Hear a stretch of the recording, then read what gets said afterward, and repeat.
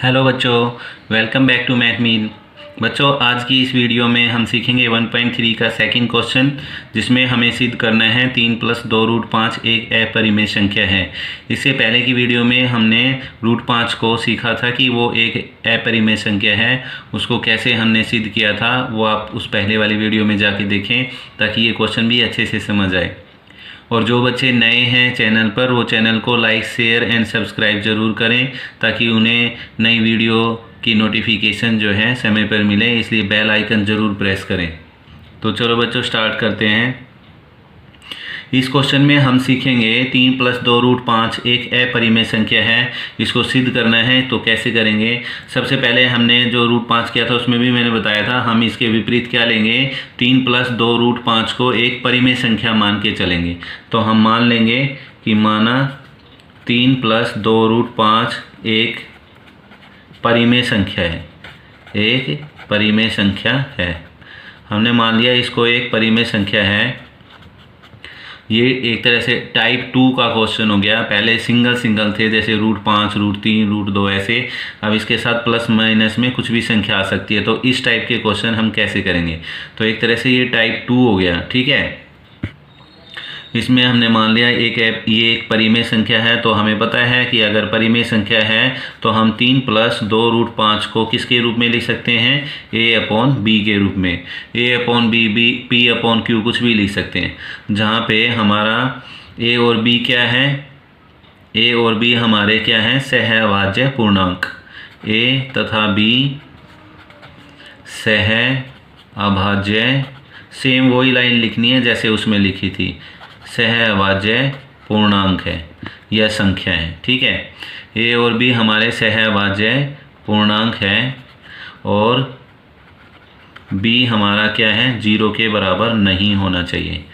जो हर है वो कभी भी 0 नहीं होना चाहिए, ठीक है। तो वो परिमेय संख्या मानी जाएगी। तो a और b दोनों सहअभाज्य पूर्णांक है। सहअभाज्य पूर्णांक मैंने पहले भी बताया था क्या होता है। a और b सहअभाज्य पूर्णांक तभी होंगे तब इन दोनों का जो एक कॉमन फैक्टर है, मतलब एक कॉमन संख्या से भाग करेंगे तो सिर्फ वो एक ही है। मतलब a और b को हम एक से ही भाग कर सकते हैं, एक के अलावा और किसी संख्या से इन दोनों को भाग नहीं कर सकते, ठीक है। तो a और b मान लिया। अब इसके बाद क्या है, यहाँ ध्यान रखना है, जो रूट वाली संख्या है उसको एक साइड रखना, बाकी सारी संख्याएं हम दूसरी तरफ लेके जाएंगे। तो √5 इस 2 के साथ है, तो पहले तो 2√5 को इधर ही रखो, a/b इधर ही है, ये 3 इधर प्लस का है तो इधर आके क्या हो जाएगा, माइनस का, ठीक है। अब हमें सिर्फ रूट वाली संख्या रखनी है इधर, तो √5 इधर ही रखेंगे। 2 को मैं इधर लेके जाऊंगा, तो 2 को मैं इधर लेके जाऊंगा तो 3 के नीचे तो 1 है, तो 2 इसके नीचे भी आ जाएगा और इसके नीचे भी आ जाएगा। तो a/b के साथ भी 2 आएगा, गुणा में ना तो भाग में जाएगा, तो इसके नीचे भी आएगा और माइनस लगाएंगे और 2 जो है इसके नीचे भी आएगा, ठीक है। समझ गए। तो दोनों के नीचे, क्योंकि गुणा में था तो दोनों के डिनोमिनेटर में यानी हर में आ गया ये। तो ये √5 जो अकेली संख्या रहेगी रूट वाली, और तो कोई है नहीं रूट के साथ।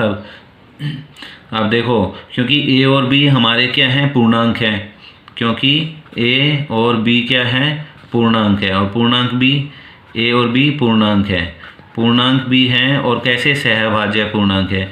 अगर a और b पूर्णांक है तो जो ये बटे में संख्या ली गई है ये तो है ही परिमेय संख्या, और a/b भी एक परिमेय संख्या है। तो परिमेय संख्या में से परिमेय संख्या घटाएंगे तो वो भी परिमेय संख्या होगी, है ना। तो क्योंकि a और b पूर्णांक है इसलिए a/2b - 3/2 ये क्या होगा, एक परिमेय संख्या, एक परिमेय संख्या होगी, एक परिमेय संख्या है, ठीक है। तो ये भी एक परिमेय संख्या है। अब ये बताओ, ये परिमेय संख्या है और इसके बराबर में क्या है, √5। अब ये अगर परिमेय संख्या है तो इसके बराबर में √5 है, तो √5 भी परिमेय संख्या हुई। इसका मतलब तो यही हुआ है ना कि अगर परिमेय संख्या के बराबर में परिमेय संख्या ही लिख सकते हैं ना, तो ये परिमेय संख्या है तो इसके बराबर में √5 है, तो इसका मतलब √5 भी परिमेय संख्या होगी। इसका मतलब हुआ, इट इम्प्लाइज, ये क्या दर्शाता है कि अगर ये परिमेय संख्या कह रहे हैं हम, तो इसका मतलब हुआ √5 भी एक परिमेय संख्या, √5 भी एक परिमेय संख्या होगी, है ना। लेकिन हमने तो पहले सिद्ध किया था रूट वाली संख्या हमेशा अपरिमेय होती है, परंतु रूट 5 तो परिमेय संख्या हो ही नहीं सकती, रूट 5 तो अपरिमेय संख्या है, लेकिन इसके अनुसार तो ये परिमेय संख्या आ गई, तो ये तो गलत बात हुई है ना। तो परंतु रूट 5 तो एक अपरिमेय संख्या, अपरिमेय, रूट 5 तो एक अपरिमेय संख्या है, समझ गए। रूट 5 तो भाई एक अपरिमेय संख्या होती है, तो रूट 5 अगर अपरिमेय संख्या होती है तो रूट 5 परिमेय कैसे हो सकती है। इससे तो यही आया कि ये परिमेय है तो इसके सामने ये भी परिमेय है, लेकिन रूट 5 तो अपरिमेय संख्या है। तो इसका मतलब क्या हुआ, जो हमने माना था वो हमारी जो अवधारणा थी वो गलत है, हमने, ठीक है, ये उसको गलत दर्शाता है। अतः हमारी मानी गई अवधारणा क्या है, गलत है, ठीक है। अतः यह दर्शाता है कि मानी गई अवधारणा क्या है, गलत, ठीक है। ये जो हमारी मानी गई जो अवधारणा है वो गलत है, इसका मतलब यही हुआ। तो देयरफॉर 3 + 2 रूट 5 क्या हुआ, एक अपरिमेय संख्या, ठीक है।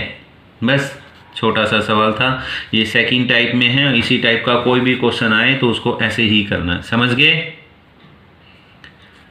तो 3 + 2 रूट 5 एक अपरिमेय संख्या हमने सिद्ध कर दिया, बिल्कुल आसान क्वेश्चन है, ध्यान रखना, ठीक है। इसके अलावा यहाँ पे 3 + 2 रूट 5 है, कोई भी संख्या दे रखी हो, जैसे क्वेश्चन नंबर 3 में दे रखे हैं, तो उसको भी हम सेम ऐसी लैंग्वेज लिखेंगे, ये सारी चीज़ें ऐसे ही लिखनी है, बस यहाँ पे थोड़ा सा चेंज हो जाएगा, ठीक है।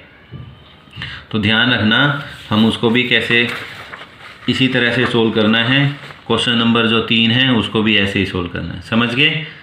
ओके, तो पहले ये दोनों, एक मैंने सिंगल कराया था, एक ये कराया, तो इनको अच्छे से सीख लो, फिर हम और क्वेश्चन नंबर 3 को भी ट्राई करके देखना इसी तरह से, ठीक है। तो उम्मीद करता हूँ सबको समझ आया होगा, और फिर हम नेक्स्ट वीडियो में फिर हम और क्वेश्चनों को सीखेंगे, और किसी की कोई प्रॉब्लम हो, कोई क्वेरी हो तो कमेंट बॉक्स में ज़रूर शेयर करें, ठीक है। तो चलें बच्चों, आज की वीडियो को यहीं स्टॉप करते हैं। ओके, मिलते हैं नेक्स्ट वीडियो में, बाय बाय।